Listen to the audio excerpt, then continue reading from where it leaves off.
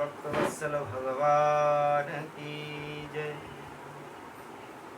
गुरुर्ब्रह्मा गुरुर्विष्णु गुरुर्देवो महेश्वरा, गुरुर्साक्षात् परब्रह्म तस्मै श्री गुरुवे नमः। अखण्डमण्डलाकारं व्याप्तं येन चराचरं तत्पदं दर्शितं येन तस्मै श्री गुरुवे नमः। श्री राम राम श्री राम श्री राम जय राम। आइए इस भारतीय चमन वाटिका में लहराते मुस्कुराते नन्हे मुन्ने पुष्प बालक बालक बंधुओं, आज महात्मा की कथा का चर्चा कर रहे थे। उसी प्रकार महाराज आज हम धुंधकारी प्रेत की कथा प्रारंभ करने के लिए जा रहे हैं। इस भारतीय चमन वाटिका में लहराते मुस्कुराते नन्हे मुन्ने पुष्प बालक का बंधुओं, जब कहीं जीव जीवांतर कल्प कल्पांतर युगा युगांतर के जब पुण्य सामूहिक राशि में एकत्रित हो जाते हैं ना प्यारे, तब कहीं जाकर के हम सबको कथा श्रवण करने का सौभाग्य प्राप्त होता है। आइए आज महाराज बड़ी सुंदर सी कथा, इतनी सुंदर कथा कि महाराज ऐसे प्रेत योनि से मुक्ति हुई धुंधकारी की, क्या कह सकते हैं इसकी। आइए एक बार अपनी वाणी को पवित्र करने से पूर्व 2 बार भगवान नाम संकीर्तन। आइए भक्तों। हे गोपाल राधे कृष्ण गोविंद गोविंद, हे गोपाल राधे कृष्ण गोविंद गोविंद, हे गोपाल राधे कृष्ण गोविंद गोविंद, हे गोपाल राधे कृष्ण गोविंद गोविंद, हे गोपाल राधे कृष्ण गोविंद गोविंद, हे गोपाल राधे कृष्ण गोविंद गोविंद, गोविंद राधे कृष्ण गोविंद गोविंद, गोविंद राधे कृष्ण गोविंद गोविंद, हे गोपाल राधे कृष्ण गोविंद गोविंद, हे गोपाल राधे कृष्ण गोविंद गोविंद। सीताराम हनुमान सीताराम हनुमान, सीताराम हनुमान सीताराम हनुमान, राजा राम हनुमान सीताराम हनुमान, सीताराम हनुमान सीताराम हनुमान। बोले भक्तवत्सल भगवान की जय। आइए कि तुंगभद्रा तटे पूर्वमभूत मुक्तमं, यत्र वर्णा स्वधर्मेण सत्य सतु तत्परा। तुंगभद्रा नदी के किनारे एक उत्तम नाम का नगर है महाराज। उसी नगर में एक ब्राह्मण देवता रहते हैं जिनका नाम है आत्मदेव। इतने विद्वान है महाराज, शास्त्रों का बोध है, शास्त्रों का ज्ञान है, लेकिन महाराज उनकी बस एक ही समस्या है। बोले क्या समस्या है कि उनकी कोई संतान नहीं है। संतान के चक्कर में बड़े परेशान रहते हैं। उनकी पत्नी है जिनका नाम है धुंधली देवी। और आत्मदेव किसे कहते हैं, ध्यान से सुनिए। आत्मदेव कहते जो आत्मा में देवत्व का भाव रखे, जो भगवान राम की भगवान कृष्ण का चिंतन रखे, वही आत्मदेव है। ऐसे समझ लीजिए। बहुत बड़े ज्ञानी है महाराज। केवल एक ही समस्या है प्यारे कि उनकी कुछ संतान के चक्कर में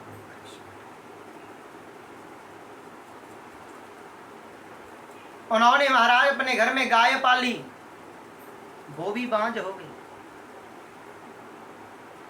वृक्ष लगाए प्यारे, वो भी सूख गए, वो भी कार्य करते महाराज वो असफल हो रहे हैं। लोग बागों ने कहा, गांव वाले तो जाने महाराज क्या नहीं क्या क्या कह देते हैं, और किसी ने आए महाराज गांव वालों ने कह दिया कि तुम्हारे संतान इसलिए नहीं हो रही क्योंकि तुम्हारे घर में पुत्र नहीं है प्यारे, इसीलिए आपके कोई काम या गाय पालोगे तो बांझ हो जाएगी, वृक्ष लगाओ वो सूख जाएंगे। तो गांव वाले तो महाराज ने क्या नहीं क्या कह देते। तो महाराज बड़े उदास रहते हैं आत्मदेव जी महाराज। आज आत्मदेव जी महाराज ने एक मन में संकल्प ले लिया कि हम जा रहे हैं घर को छोड़ करके, घर को छोड़ करके महाराज जंगल में चले गए, और जंगल में जाकर के वृक्ष के नीचे बैठ गए। महाराज वृक्ष के नीचे बैठ करके भगवान का चिंतन कर रहे हैं। इतने में ही एक संत ब्राह्मण देवता एक साधु का वेश रूप धारण करके वहां से गुजर करके जा रहे हैं। जैसे उन्होंने एक ब्राह्मण को बैठा हुआ देखा और पास में आए, बोले अरे महाराज आप इस इतने घोर जंगल में आप बैठे हो, क्या बात है? तो वो बोले नहीं। फिर से उन्होंने कहा कि ब्राह्मण देवता बताइए क्या बात है? तो आज महाराज आत्मदेव जी उठ करके संत महाराज के चरणों में गिर पड़े। कहा महाराज आप ही एक ऐसे हैं जो हमारे मार्ग का दर्शन करा सकते हैं। महाराज हम बड़े परेशान हैं। बोले क्या परेशानी है बताइए। कि महाराज हमने गाय पाली वो भी बांझ हो गई, वृक्ष लगाए वो भी सूख गए, लेकिन हम पता नहीं हम क्या करें, मेरे घर में कोई संतान नहीं है। लोग बाग कहते हैं कि तुम्हारे घर में संतान नहीं है, इसीलिए जो काम करते हो वो असफल हो जाता है। प्रभु अब आप ही ऐसा कोई उपाय बताइए इससे मेरे घर में पुत्र हो जाए। तो आज महाराज उन संत भगवान ने आत्मदेव जी महाराज के मस्तक की रेखा को पढ़ा और कह दिया, अरे आत्मदेव मैं क्या देख रहा हूं, आपकी मस्तक रेखा कह रही है कि 7 जन्मों तक तुम्हारी कोई पुत्र नहीं है, 7 जन्मों तक तुम्हारी कोई पुत्र नहीं होगा, 7 जन्मों तक हमारा पुत्र नहीं होगा, ऐसी बात है। बोले ये क्या कह रहे महात्मा? आत्मदेव जी महाराज चरणों में गिर पड़े और कहने लगे कि महाराज अगर मेरे 7 जन्मों तक पुत्र नहीं हुआ तो मैं आज ही अपने प्राणों की आहुति दे दूंगा, मैं मर जाऊंगा आज ही। तो वह संत तो बड़े कृपालु होते, बोले तुम चिंता मत करो, मेरे पास एक उपाय है। बोले क्या उपाय है? वो भी हमें दे दो प्रभु। तो आज महाराज संत ने महाराज क्या किया, अपने थैले में हाथ डाला और एक फल को निकाला है। जैसे उस फल को लिया और आत्मदेव जी महाराज को जब दिया और कह दिया कि अपनी पत्नी को खिला देना, और अगर आपकी पत्नी इस फल को खाएगी तो गर्भवती हो जाएगी और आपके बड़ा सुंदर पुत्र होगा, लेकिन इसको भाव के साथ खाए, प्रेम पूर्वक खाए। आज आत्मदेव जी महाराज बड़े प्रसन्न, घर पहुंचे, घर जाकर के वो फल महाराज धुंधली को दे दिया आत्मदेव जी महाराज को, और कहा देवी देखो एक संत भगवान ने हमको संतान प्राप्ति के लिए ऐसा आशीर्वाद दिया है कि हमारे इतना सुंदर पुत्र होगा, लेकिन एक आपको काम करना पड़ेगा कि हम एक फल लेकर के आए हैं संत भगवान से, उस फल को आप खा लो और आप उससे गर्भवती हो जाओगी और आपके बड़ा सुंदर पुत्र प्राप्त होगा। तो महाराज धुंधली तो यथा नाम तथो गुणः, कहते हैं ना कि यथा नाम तथो गुणः, जैसा नाम होता है ना प्यारे, वैसे गुण भी होते हैं कुछ कुछ लोगों में। तो लेकिन धुंधली देवी तो इतनी बेकार है हमारा, हम क्या कह सकते हैं। जब तक आत्मदेव जी महाराज घर में रहते हैं तब तक महाराज इतनी पूजा करती है, इतनी पालाकी करती है अपने पतिदेव की रोज। महाराज जब तक पतिदेव घर पे है तब तक तो खूब पैर दबाए, और जैसे ही हमारा आत्मदेव जी घर से बाहर निकले पंडिताई करने के लिए गए तो फिर तो साम्राज्य पूरा घर में मालिक केवल धुंधली देवी रहती है। फिर तो कहीं गांव वालों से लड़ जाएं, कहीं पड़ोसन वाली से लड़ जाएं, ऐसा उनका साम्राज्य चलता है। और जैसे पति घर पे आवे तो ये महाराज पूरी महिला अनुसैया समझ लो ना। ऐसे पूजा करने से कोई फायदा नहीं। पति की सेवा पति परमेश्वर होता है। जो पत्नी अपने पति की पूजा करती है, अपनी पत्नी अपने पति की जो रोज चरण दबाती है, उसे नारायण की प्राप्ति होती है। उससे नारायण स्वयं महाराज आशीर्वाद देते हैं। नारायण कोई है नहीं, नारायण ही पति है पत्नी के। इसीलिए धुंधली जैसे कर्म मत करिए, कर्म करना है तो माता अनुसैया जैसे कर्म। लेकिन मां धुंधली आज गांव वालों से कह दिया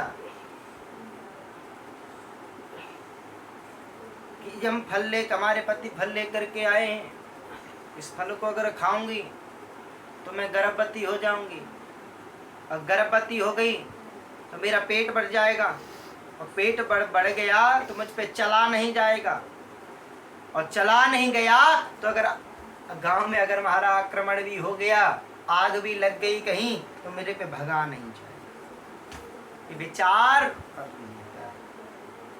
केवल उस फल को लेकर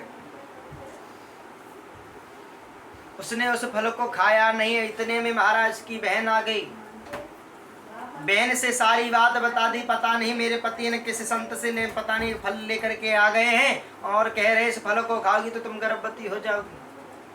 बोले तुम चिंता क्यों करती हो बहन, मेरे 9 पुत्र हैं, 10वां मेरे गर्भ में है, 10वां पुत्र मेरे गर्भ में, तुम चिंता मत करो। इस फल को तो तुम एक काम करो, इस फल को अगर अजवाना है तो एक अजमा लो इसे फल को खिला करके। बोले किसे खिलाएं? बोले गाय को खिला दो इस फल। धुंधली जाकर के गाय को इस फल को खिला दिया और महाराज घर लौट करके आई। और इतने में महाराज क्या हुआ, थोड़ा सा धन दे दिया किसको? धुंधली ने अपनी बहन को, और बहन ने अपना पुत्र धुंधली को दे दिया। अब तो महाराज आत्मदेव जी को पता चला कि मेरे घर में पुत्र हो गया है। नंद बाबा की तरह उत्सव मनाया, और कुछ ही दिनों के बाद में महाराज गाय के भी पुत्र उत्पन्न हो गया। लेकिन महाराज उसके कान बड़े हैं, लेकिन पूरा जो है मनुष्य का शरीर है, केवल कान बड़े हैं। इसीलिए महाराज गोकर्ण महाराज, इसके लिए उनका नाम गोकर्ण रखा गया। अब महाराज यहाँ उनके पुत्र की चर्चा होने लगी, धुंधली पुत्र की। महाराज क्या कह रही हैं? अब जैसे आत्मदेव जी ने कहा अब थोड़ा बड़लाला हमारा बड़ा हो रहा है, इसीलिए इसका नामकरण भी तो होना चाहिए।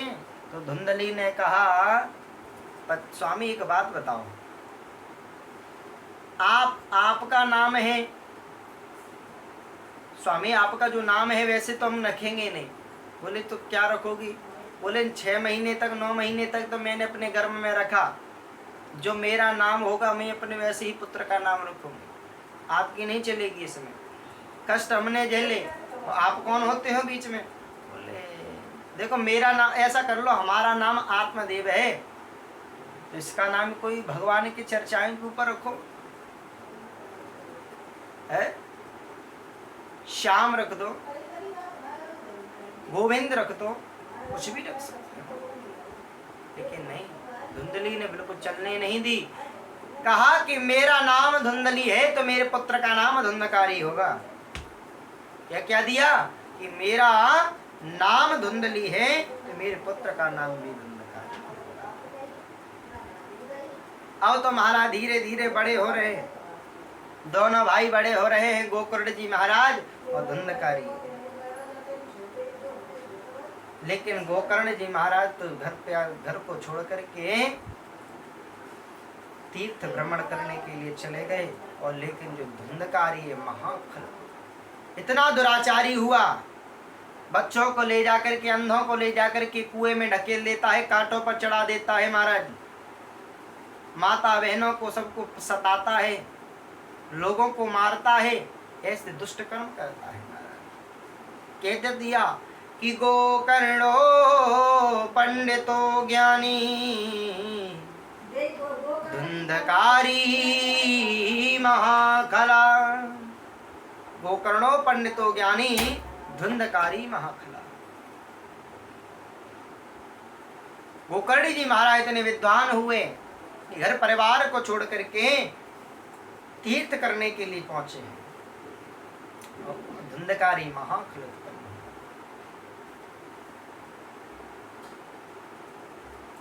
अब तो महाराज धीरे धीरे इतना दुराचारी हो गया, डाकू डकैत बन गया महाराज। इतना बड़ा डाकू धुंधकारी नाम से जाना जाने लगा, धुंधकारी डकैत। इतना दुराचारी, घर में जितना भी धन दौलत था महाराज सब ले गया। सात वेश्याओं को अपने साथ में रखने लगा, उनसे महाराज धन कमवाता है। एक दिन क्या हुआ, धुंधकारी अपनी माँ के पास में गया, माँ से जाकर के चिल्लाने लगा, माँ जितना भी धन है दौलत है हमें दे दो। और एक बात ध्यान रखना कि ये बात जरूर ध्यान से सोच लेना कि आप समझो कि मेरे 2 पुत्र हैं, 1 पुत्र है, तो कभी भी अपने पुत्र पर ज्यादा लाड़ नहीं करना चाहिए। और सबसे ज्यादा उनके लिए कह रहा हूं, जिनके 1 पुत्र हो उसे कभी भी अपने सिर पर कभी बिठाना नहीं चाहिए। बिठाने का मतलब ये नहीं, अपने चाहे 1 पुत्र हो चाहे 2, पहली बात तो ये ध्यान से सोच लें कि आपके घर में अगर 1 पुत्र है तो उसको कभी भी महाराज उसको प्यार नहीं करना चाहिए, दिखावटी प्यार नहीं करना चाहिए। क्यों? क्योंकि वो व्यक्ति बिगड़ जाता है। अगर आप कहोगे वो कुछ भी अगर करता रहे उल्टे सीधे काम, तो आप क्या सोच लेते, मेरे 1 ही तो पुत्र है, कर रहा है तो करने दो, ये गलत है। आगे चल करके वही दुखदाई बन जाता है। फिर कहते हो कि पहले कहते थे कि हमारा पुत्र नहीं, तो पुत्र के चक्कर में परेशान, और पुत्र भी हुआ तो ऐसा हुआ जो कुपुत्र निकल गया, तो इससे क्या फायदा है ना। इसीलिए पुत्र चाहे 1 हो चाहे 2, पुत्र को पुत्र मानिए, लेकिन ज्यादा प्रेम, ज्यादा लगाव मत रखिए, उतना ही, उतना बिगड़े ना। अगर बिगड़ गया तो पुत्र नहीं कुपुत्र है। जैसे धुंधकारी 1 था अपने घर में, कितना दुराचार हुआ, इसके ऊपर इतना प्रेम था लोगों का, इसीलिए इतना बिगड़ गया। 7 वेश्याओं को रखता है महाराज। अपनी माँ से जाकर के कहा, माँ धन दौलत हो जो भी हो मैं दे दो, लेकिन माँ ने नहीं दिया। माँ को मारने के लिए उद्घाटित तो हुआ, मारने के लिए जैसी चला तो उन्होंने कहा, अरे बेटा मैंने जीवन भर तुझे कभी भी हाथ नहीं उठाया और तू आज अपनी माँ के ऊपर हाथ उठा रहा। इतना दुराचारी बन गया। इस कष्ट को माँ झेल नहीं पाई। रात को माँ गई और कुएं में जाकर के अपने प्राणों की, और आत्मदेव जी महाराज जंगल की ओर निकल गए। जंगल में गए तो इतने में महाराज गोकर्ण जी मिल गए। गोकर्ण जी महाराज ने उनको समझाया, अरे पिताजी इस संसार में कुछ नहीं, समझा रहे, संसार तो केवल एक सपना है, सपने में जी रहे हैं। कौन अपना पुत्र, कौन अपनी माँ और कौन क्या है। ये मोह माया ही तो बिगाड़ती है संसार। गोकर्ण जी महाराज ने आत्मदेव जी को समझाया। जाकर के आत्मदेव जी महाराज भजन करने लगे और घर परिवार को त्याग दिया और जाकर के केवल यही कहा कि चाह गई चिंता मिटी मनवा बेपरवाह, और जिसको कुछ न चाहिए सो ही साथ। घर परिवार को छोड़ करके महाराज भजन कर रहे हैं, और महाराज इधर धुंधकारी इतना बड़ा प्रेत बन गया। कैसे बना ये भी सुनिए। एक जंगल में एक महाराज बहुत बड़ा महल था। उस महल में राजा विराजमान रहते थे। उसमें जाकर के रोज चोरी करता। एक दिन पकड़ा गया, कुछ नहीं कहा। जब घर पे आया तो उन्हीं वेश्याओं ने सोचा, क्या सोचा कि अगर ये चोरी करता रहा तो इसके चक्कर में हम भी मारे जाएंगे। तो आज महाराज ऐसी धुंधकारी चोरी करके रात को आया, उस चोरी के धन को तो वेश्याओं ने छुपा दिया, और जैसी सोने के लिए लेटा तो उन वेश्याओं ने रस्सी को लेकर के धुंधकारी को बांध दिया। इतना मारा, लेकिन हमारा वो अभी तक मरा ही नहीं। अब देखिए कैसे मार रहे हैं। तो क्या कहा एक महाराज, एक वेश्या ने कहा कि ऐसे नहीं मरेगा, ये ऐसे मरेगा। बोले कैसे?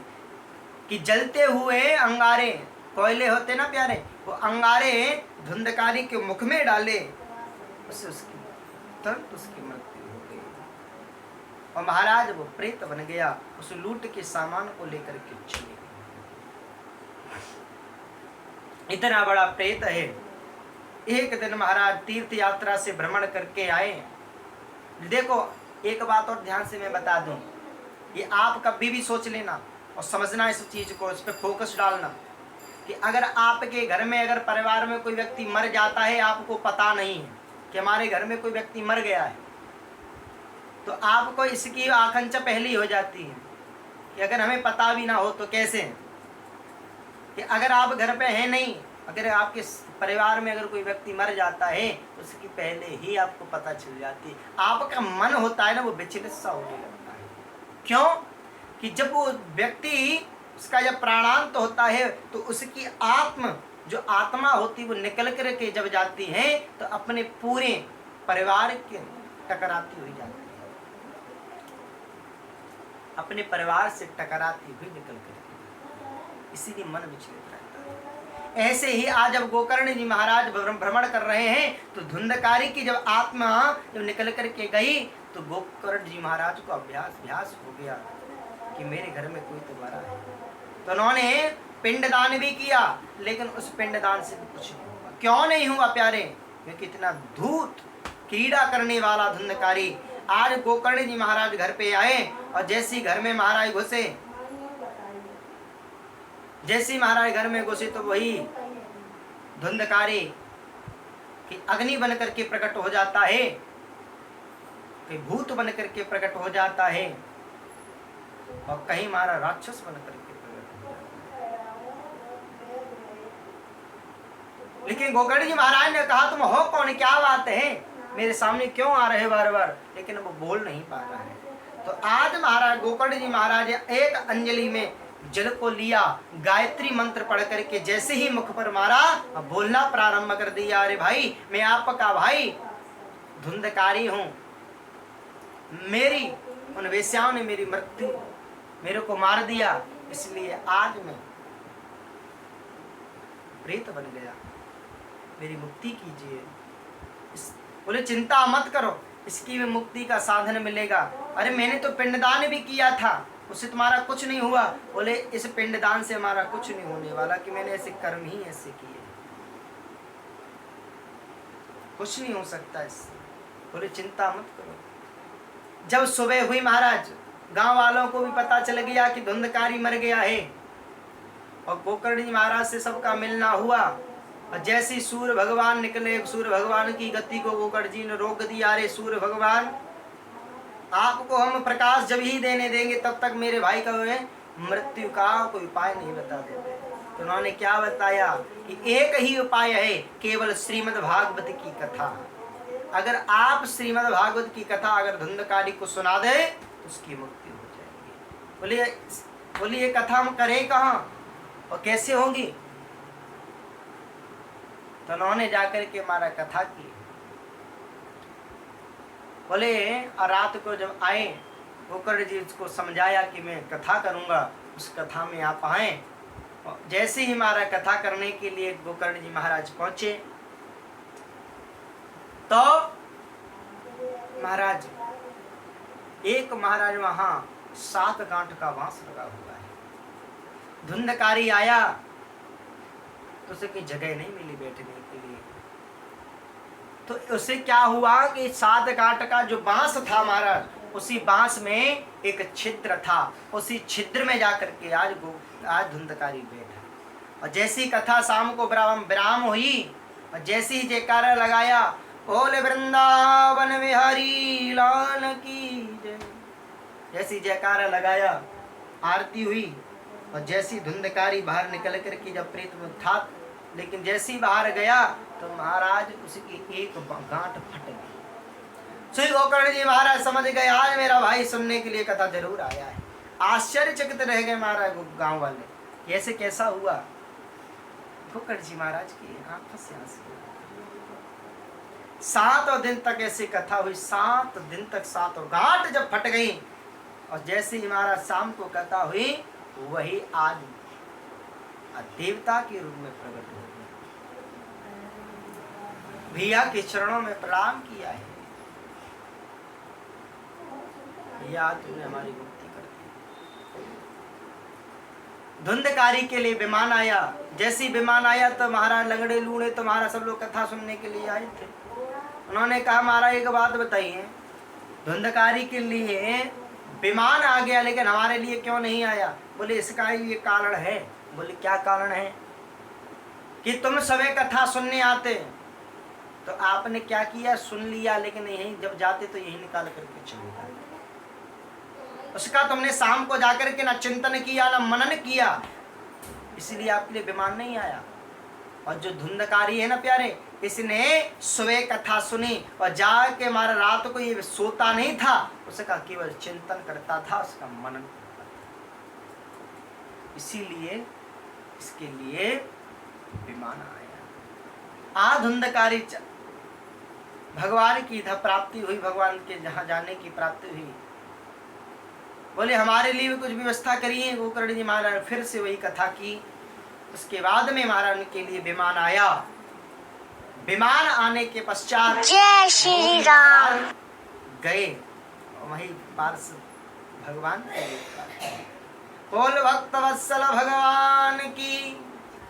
इसी प्रकार प्यारे कि गोविंद की कथा इतनी दुर्लभ है, इतनी दुर्लभ है प्यारे कि इसीलिए देवता भी तरसते हैं। इससे तुम्हारा कितना भी बड़ा पापी हो, कितना भी दुराचारी हो, कितना भी घोर घोर बना रहे, लेकिन जो व्यक्ति महाराज एक बार अमृतमयी कथा को सुन ले उसका जीवन धन्य हो जाता है।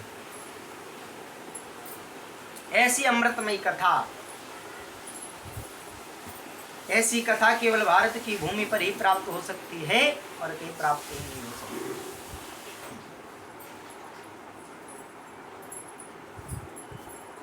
इसको कथा ये देखिए महापुराण है, ध्यान रखिए। महापुराण कभी पुराना नहीं होता। अगर आप आज आपने अगर इसमें से एक श्लोक सुन लिया उससे आपका जीवन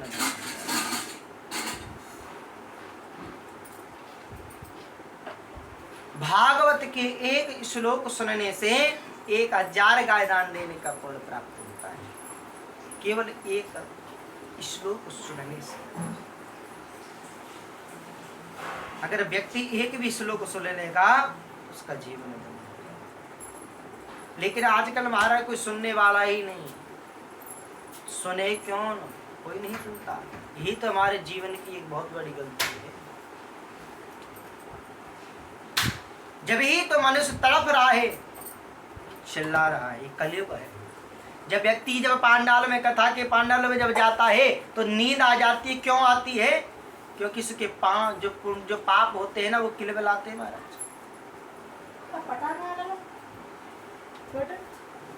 किलबिलाते, कहते हैं कि मैं कैसे आ गए यहाँ। तो वो मोहित चकित रह जाता है, तड़पता है। जो कठिनाई के साथ अगर वो बैठा रहेगा तो महाराज उसके सारे कष्ट दूर हो जाते। आइए इसी प्रकार अपनी वाणी को यही विराम। गौर भक्त वत्सल भगवान की जय।